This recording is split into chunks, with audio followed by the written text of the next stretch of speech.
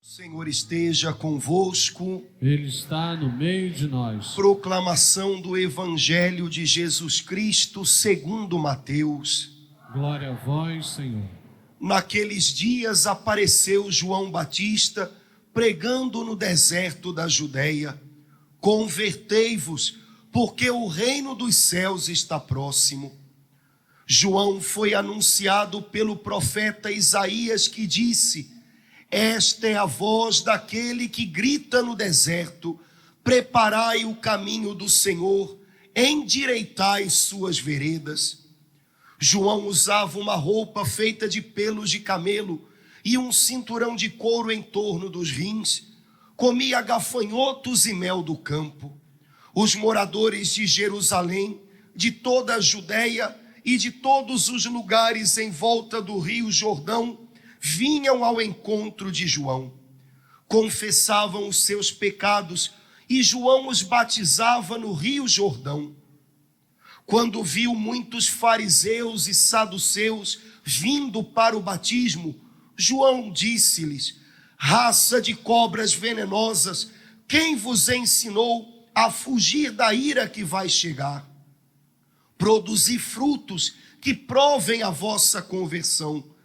Não penseis que basta dizer: Abraão é nosso pai, porque eu vos digo, até mesmo destas pedras Deus pode fazer nascer filhos de Abraão. O machado já está na raiz das árvores, e toda árvore que não der bom fruto será cortada e jogada no fogo.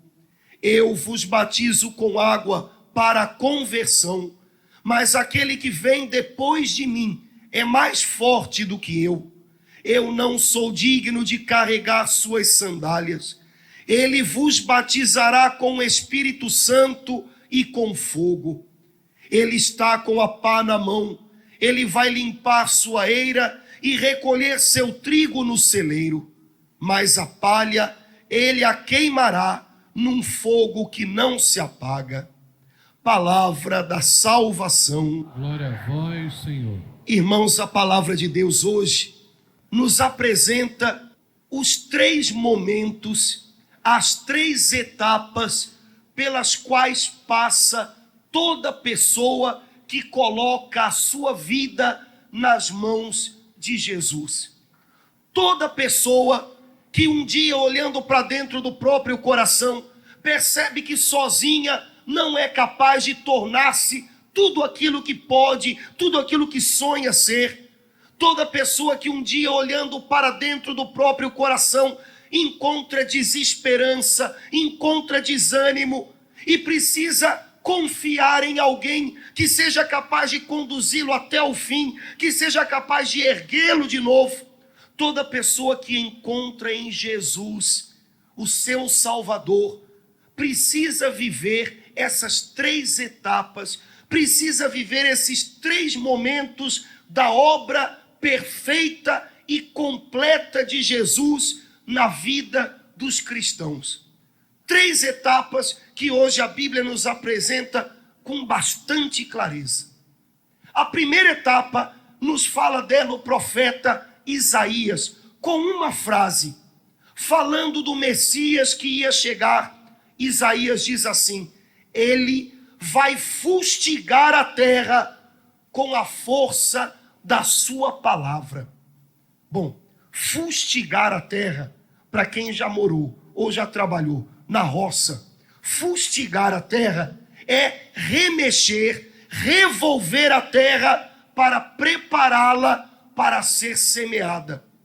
Se no tempo da semeadura o semeador simplesmente lançar a semente sobre a terra sem preparo algum, a semente vai ser levada pelo vento, porque a terra, na superfície do solo, ela não engole, ela não absorve, ela não guarda a semente.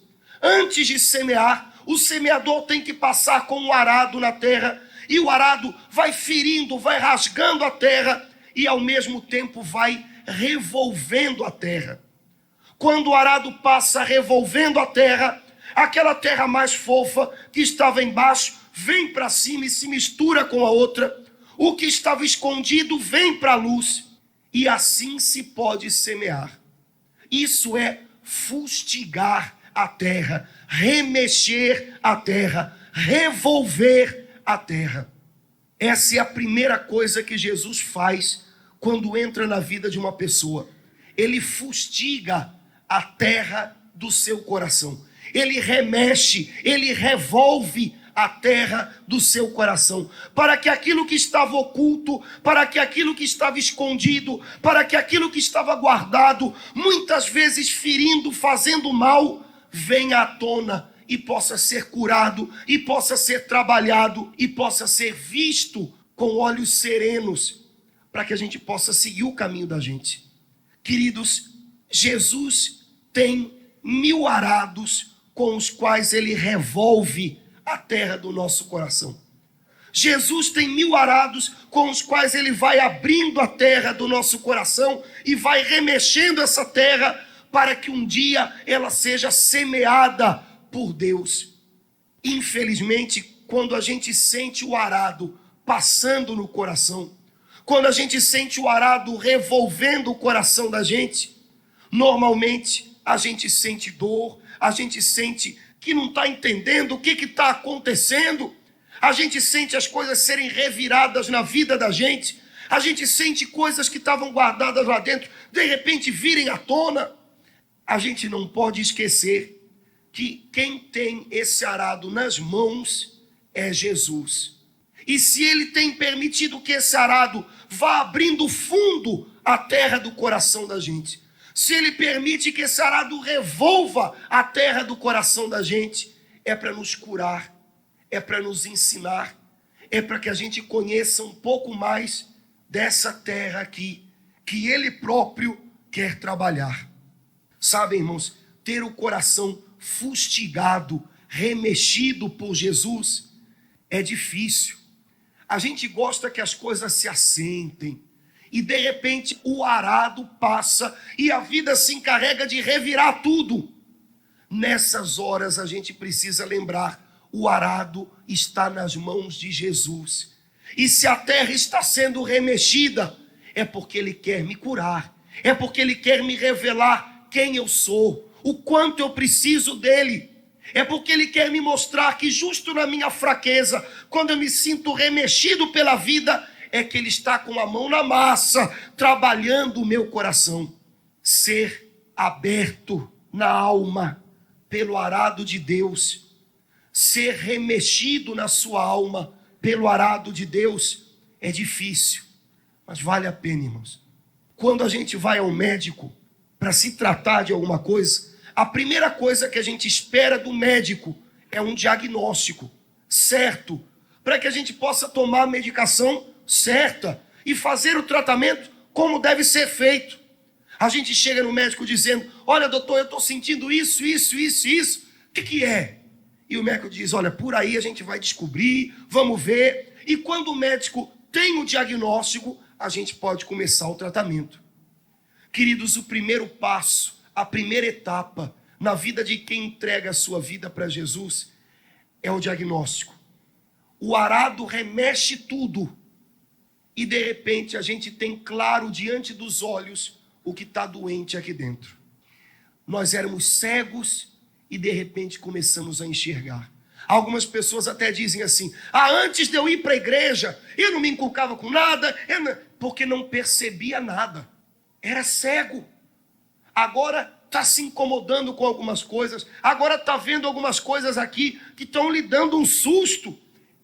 É porque o diagnóstico está sendo feito.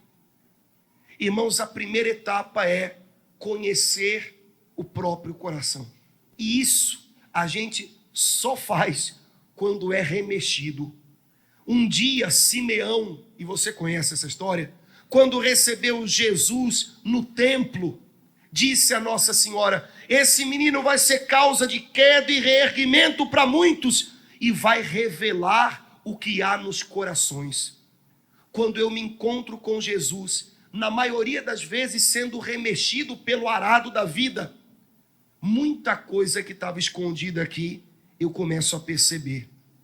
Eu começo a ver que não adianta eu botar a culpa de tudo em todo mundo, porque alguma coisa precisa mudar aqui. Eu começo a perceber que eu não sou tão forte quanto eu imaginava e que eu preciso de ajuda. Eu começo a perceber que eu tenho carregado coisas há tempos aqui dentro que me tem feito um mal danado, que eu nem percebia que eu estava carregando, afinal era uma mochila e tanto.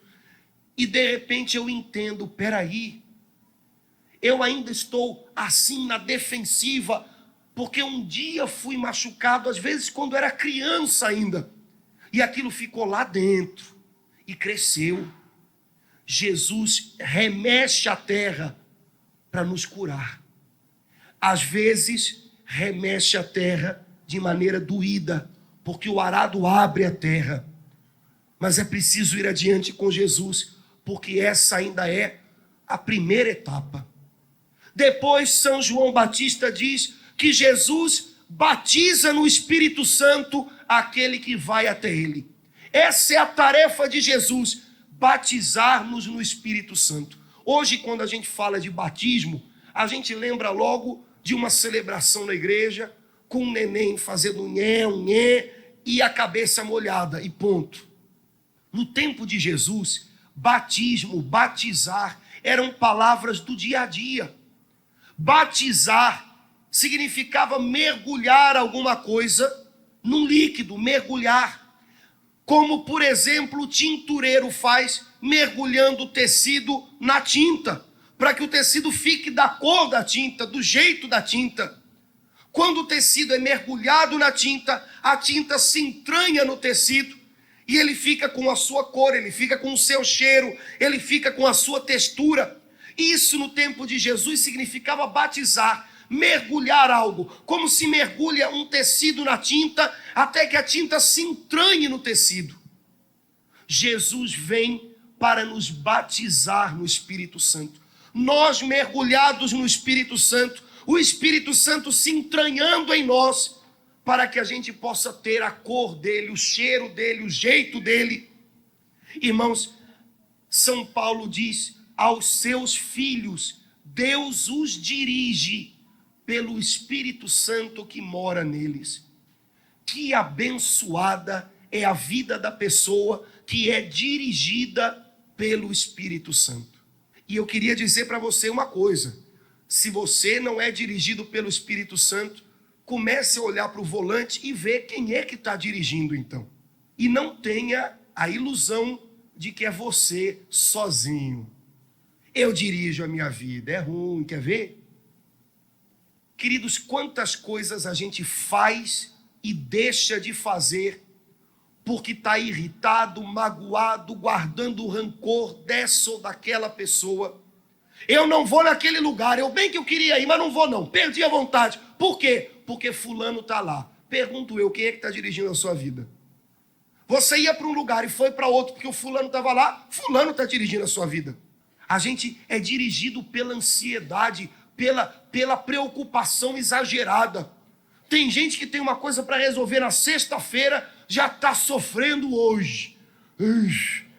Acabou a semana, porque a pessoa só consegue pensar na sexta. Ela não lembra que tem segunda, terça, quarta, quinta no meio.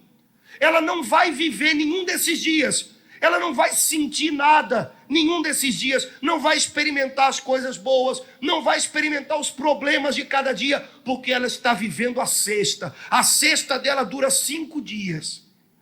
É a ansiedade que está dirigindo a sua vida. Sabem, queridos, tanta coisa vai se entranhando na gente, vai dirigindo os passos da gente, que a gente depois de um tempo até se acostuma com isso e diz, eu sou ansioso mesmo, eu sou nervoso mesmo, eu tenho pirimba com fulano mesmo. Mas isso faz um mal para a gente. Quando a gente é dirigido pelo Espírito Santo, primeiro ele nos dirige até o caminho certo, até o lugar certo, cada dia. O Espírito Santo não dirige à noite. À noite ele quer que a gente descanse. O Espírito Santo vive um dia de cada vez e nos ensina a viver assim. Se a gente é dirigido pelo Espírito Santo, Como ele é um espírito de sabedoria, ele vai nos mostrando direitinho qual é o próximo passo que deve ser dado. Se a gente é dirigido pelo Espírito Santo, a Bíblia diz que ele traz paz e alegria ao coração daquele que é cheio dele. Poxa, eu posso estar até com muitos problemas, mas a paz, nada desse mundo rouba do meu coração. Ser batizado pelo Espírito Santo é ser cheio do Espírito Santo, é ser dirigido pelo Espírito Santo, mas isso é uma coisa que a gente só aprende dia a dia. Deixar-se entranhar pelo Espírito Santo é algo que se faz dia a dia. Quando a gente se entranha do Espírito Santo, depressão não se entranha mais na gente, ansiedade não se entranha mais na gente, angústia não se entranha mais na gente, ressentimento não se entranha mais na gente. A gente fica livre, porque onde há o Espírito do Senhor, aí há liberdade. A gente para de querer controlar tudo e todos, ou se sentir controlado por tudo e por todos, porque onde há o Espírito de Deus, aí há liberdade. Vamos com calma. Terceira coisa que Jesus faz quando entra na vida de uma pessoa que se entrega a Ele: Jesus transforma os relacionamentos dessa pessoa. Uma pessoa cuja vida está nas mãos de Jesus tem um jeito diferente de lidar com os outros. São Paulo diz assim: como Cristo vos acolheu, acolham-se uns aos outros. Isso significa que a gente devia viver a vida de braços abertos, né? Cristo nos acolheu assim. Quem veio a Ele encontrou alguém desarmado, pronto para lhe abraçar. Queridos, quando as pessoas vêm até nós, o que elas encontram, hein? Vem que eu te conheço. Vem. Até que me prove o contrário, não presta. Não confio em ninguém. Estou com o pé atrás, ó. Quando as pessoas vêm até nós, elas encontram o quê? Alguém de braços abertos ou alguém debaixo de uma armadura. Acolham-se como Cristo acolheu vocês. Jesus nunca colocou uma etiqueta na minha testa. Jesus nunca colocou um rótulo na minha testa, dizendo assim: não tem jeito, você para mim morreu. Você já imaginaram se Jesus fizesse isso com a gente? Você para mim morreu. E a gente faz isso, né? Fulano para mim morreu. Vou dar a ele o que eu tenho de pior, o meu desprezo. Eita novela mexicana. Mas é o pior mesmo. É o pior. Como Cristo abriu os braços para você um dia, sem te perguntar de onde você vinha, sem te perguntar se você estava pronto, se você estava limpo para se aproximar dele. Como Cristo te acolheu um dia de braços abertos, pronto para te receber, aprenda a acolher os outros.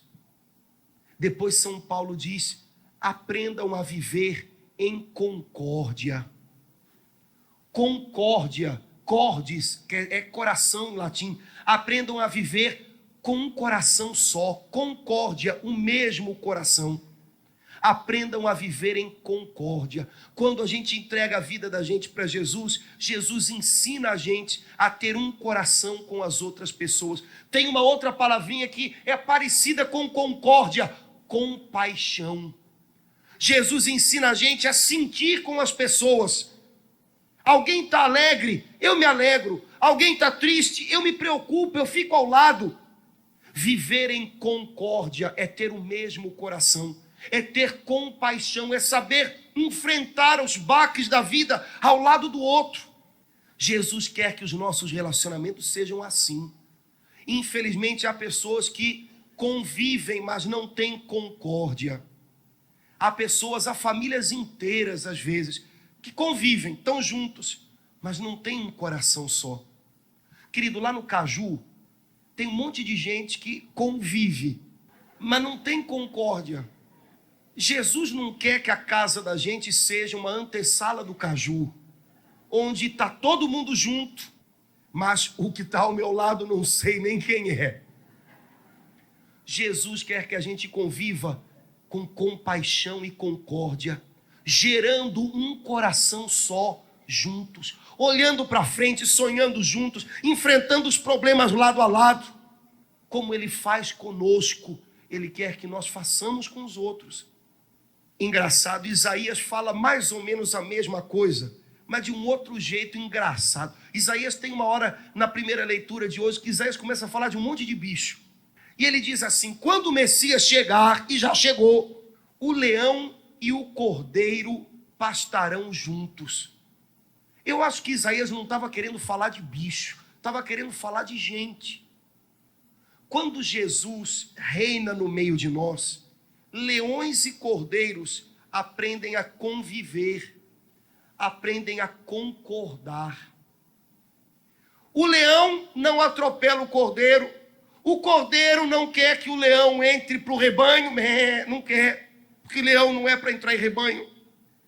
Cada um aceita, aprende a acolher o outro, sem atropelo, sem querer que o outro se transforme em si mesmo. O leão e o cordeiro convivem. Quando Jesus reina entre nós, por maiores que sejam as nossas diferenças, a gente aprende a compartilhar a vida.